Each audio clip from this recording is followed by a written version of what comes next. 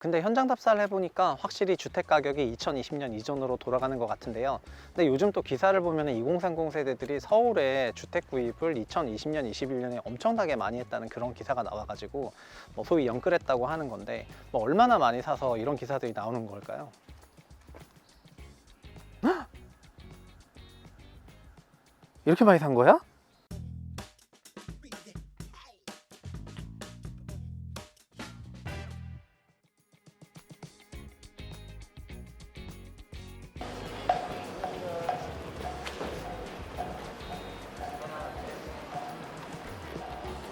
창동역. 안녕하세요. 채부심의 현장 답사의 센터장 최상욱입니다. 지금 제가 나와 있는 곳은 도봉구 창동역 앞에 나와 있는데요. 여기 도봉구와 노원구 그리고 강북구를 합친 노도강 지역이 2021년 기준으로 서울시에서 2030 세대의 주택 구입이 가장 높았던 그런 지역이 되겠습니다. 또 2021년 작년 같은 경우에는 전체적으로 2030의 주택 매수가 서울 안에서 41.7%로 사상 최고를 기록을 했는데요. 이런 2030 세대의 적극적인 주택 매수가 있었던 지역에서 최근 들어서 또 주택가격 하락이 굉장히 가파르게 나타나고 있기 때문에 지금 이 지역에 어떤 일들이 생기고 있는지 저와 함께 현장 답사해 보도록 하겠습니다. 가시죠.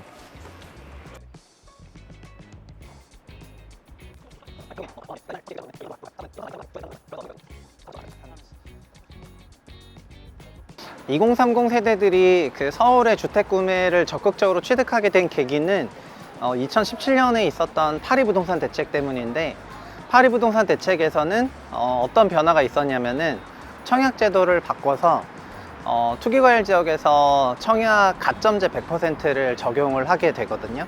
그러다 보니까 그 전까지는 어땠었냐면은 추첨과 가점이 혼용으로 있다 보니까 2030도 서울에서 공급하는 주택의 약 40%를 분양을 통해서 받아갔었는데, 2017년 판리 개정으로 인해서 이게 2020년 정도 되면은 서울에서 공급하는 주택의 10%만 39세 이하가 가져가게 돼요.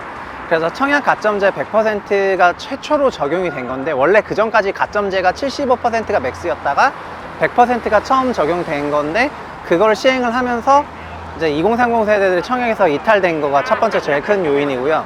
두 번째 요인이 똑같이 2017년 파리부동산 대책에 있었던 대출 정책인데, 당시 다주택자를 규제한다는 정책을 썼는데 반대로 대출 제도는 지역 제도를 썼거든요. 그러니까 주택 수가 많으면 대출을 못 받게 하겠다고 했지만 서울을 투기과열 지역으로 묶으면서 서울에서는 1세대 1주택자도 LTV 40%만 대출을 받을 수 있도록 대출을 강화를 시켜요.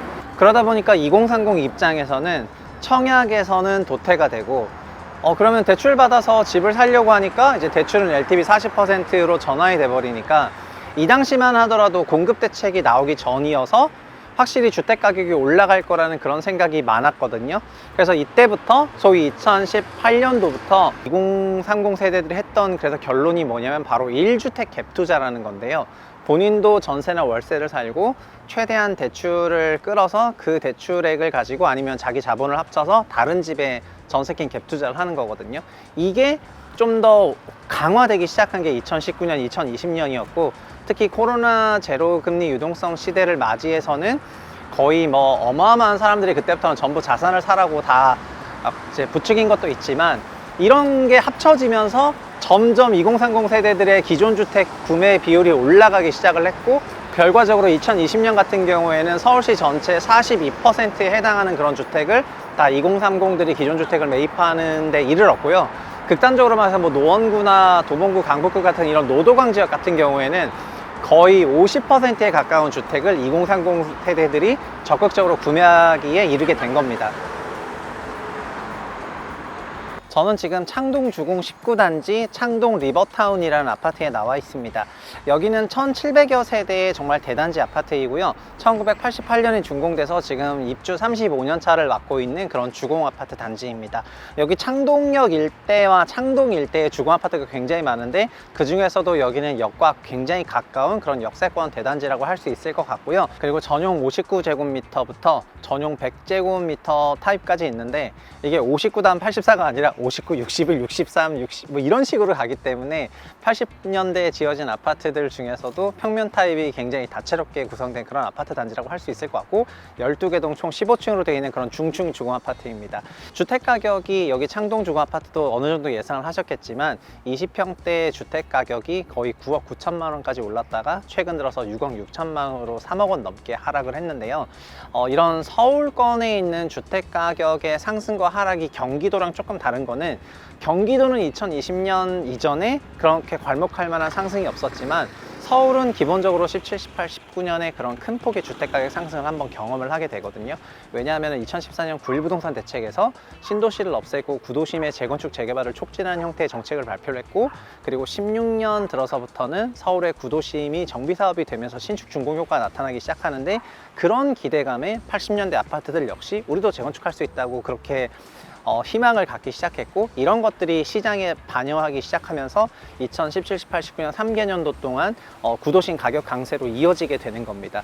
그리고 나서 2020년에 코로나 국면을 맞았는데, 그 안에서도 여기는 또 서울시 전체에서도 주택 가격이 아주 높았던 지역이 아니다 보니까 2030 세대들의 구매력으로 주택을 또 구입할 수 있는 그런 지역이 돼서, 합쳐지면은 정책 효과, 코로나 효과, 또 주택 가격이 낮았던 기조 효과, 그리고 또 이제 일부 유튜버들이 펌프질도 있었고, 이런 게 합쳐져서 여기 주택 가격이 정말 유례없이 상승을 했던 거죠. 그럼 지금부터 저와 함께 최고가 동과 최저가 동으로 한번 가보겠습니다. 창동주공 19단지는 총 12개 동으로 되어 있는데, 그 중에 1동에서 5동까지는 중랑천에 붙어 있고, 그리고 동이 생긴 게 약간 이렇게 역도 모양으로 생겼거든요. 그래서 5개 동이 거의 붙어 있고요. 그리고 나머지 6동부터 12동까지는 도로를 건너서 있는데, 제가 지금 걷고 있는 도로가 그 단지 사이를 가로지르는 그런 도로라고 하시면 될 것 같습니다. 여기는 지금 은행나무들이 굉장히 예쁘게 펴 있어서 그렇게 걷는 그런 산책로 느낌이 굉장히 물씬 나는데, 사실은 다 같은 아파트 단지라고 할 수 있을 것 같습니다. 여기 학구는 월천초등학교하고 노곡중학교가 있는데요. 단지 최남단인 1901동 바로 앞에는 노곡중학교가 있고요. 그리고 1908동 남쪽에는 월천초등학교가 있습니다. 그리고 지금 제가 걷는 길에 왼편을 보시면 아시겠지만 이렇게 펜스가 쳐져 있는데, 이 바로 옆이 중랑천이고, 이 중랑천을 넘어가면은 노원구가 나오게 돼 있습니다. 저희가 부동산에서는 이렇게 사람들을 단절시키는 거를 단절 요인이라고 하는데, 그래서 사실은 도봉구하고 노원구가 굉장히 붙어 있긴 한데, 이 천으로 가로막혀 있어 가지고 인접성이 엄청 좋지는 않고요. 창동역에서 노원역으로 바로 갈 수 있고, 창동 역사 통합 개발 계획이 있긴 하지만은 심리적인 거리가 그렇게 가깝진 않다고 생각하시면 될 것 같습니다. 다만 여기 단지가 이 중랑천을 끼고 있다 보니까 단지 이름도 그래서 창동 리버타운이 된 것 같아요.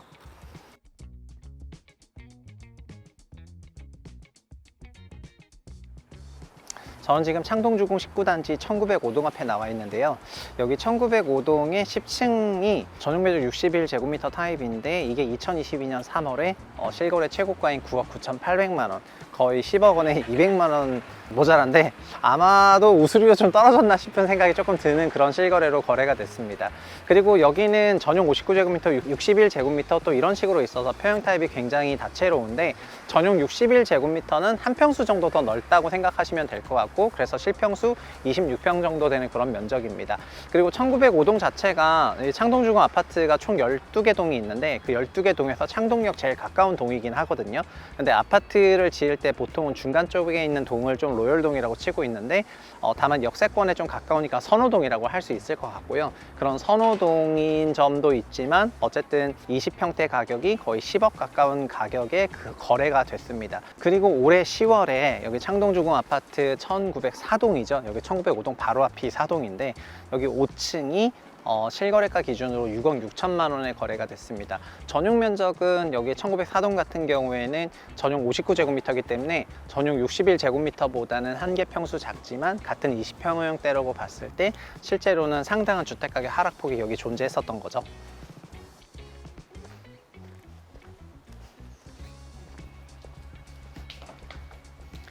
지금까지 최부신과 함께 창동 리버타운, 창동주공 19단지를 같이 현장 답사를 해보셨는데요. 영상으로 다 담지 못했지만 단지는 중층으로 되어 있고 또 대단지고, 소위 오른쪽과 왼쪽에 그렇게 두 개의 사이트로 나눠져 있다 보니까 좀 단지가 주는 그런 이미지나 느낌이 다른 곳과 조금 달랐던 것 같고요. 그리고 신축 대단지를 갈 때는 항상 엄청 세련됐다, 멋있다 이런 생각이 드는데 80년대에 지어진 그런 아파트 단지들을 가보면은 기본적으로는 층고가 중층이다 보니까 시선이라든가 건물이 사람을 압박하는 그런 느낌이 없어서 굉장히 편안했었는데, 여기 창동주공 19단지도 그런 편안함이 있었던 것 같습니다. 근데 이런 제 뒤로 보이는 편안함 이면에 사실은 작년과 재작년에 우리나라 2030 세대들의 서울시 주택에 아주 적극적인 그런 구매가 있었고, 그런 열기들이 여기에 녹아 있다고 생각한다면 마음이 이제 편하진 않은데요.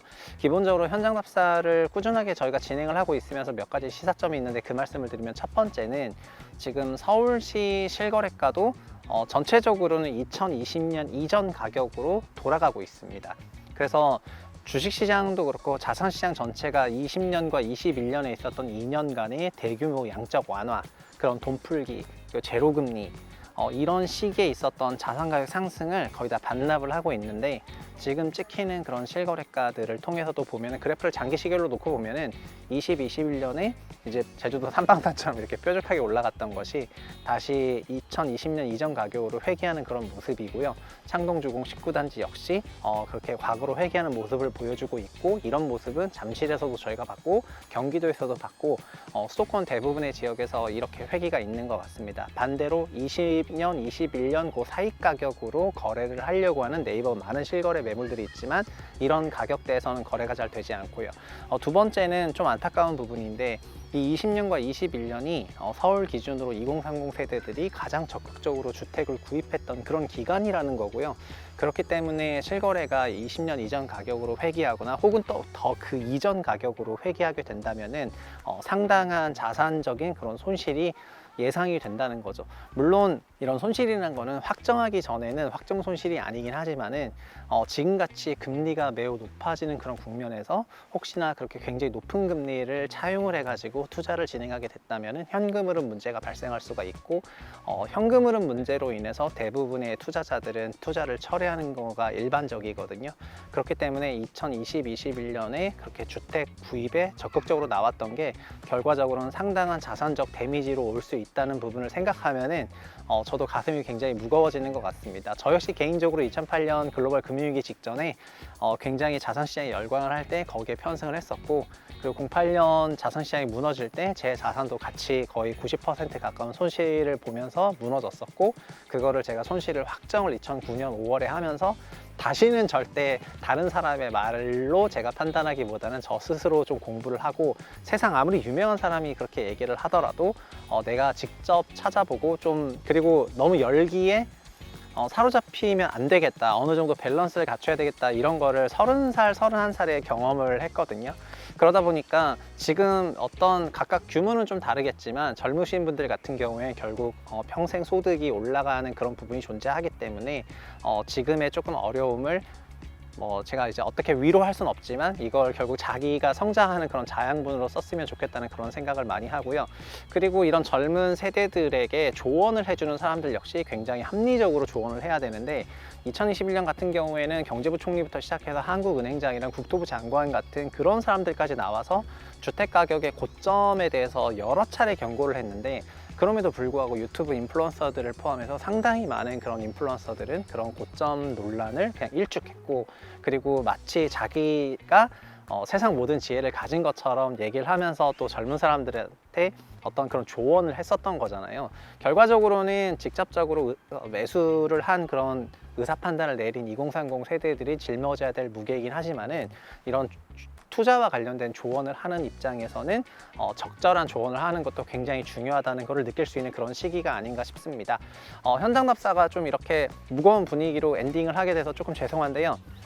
여기가 노원, 도봉구, 강북구 이런 지역들은 서울에 조금 서민들이 거주하는 그런 지역이고 집단 주거지를 구성하고 있는 지역이기 때문에 분위기 자체는 굉장히 평온하고, 또 여기 왔을 때 막 저희를 부담하게 하는 그런 것도 굉장히 없었던 그런 지역인데, 여기가 어떻게 하다 보니까 그렇게 젊은 투자자들이 여기 많이 유입이 됐고, 그 결과로 또 상당히 많은 사람들이 고통을 받아야 되는 그런 시기가 왔는지에 대해서 참 가슴이 아프고, 앞으로도 현장 답사는 계속해서 서울에서 중요한 뉴스가 있거나 이벤트가 있는 그런 지역들, 이슈가 있는 지역들을 계속해서 답사를 하고 현장을 낱낱이 알려드리도록 노력하겠습니다. 구독, 좋아요 부탁드리겠습니다. 감사합니다.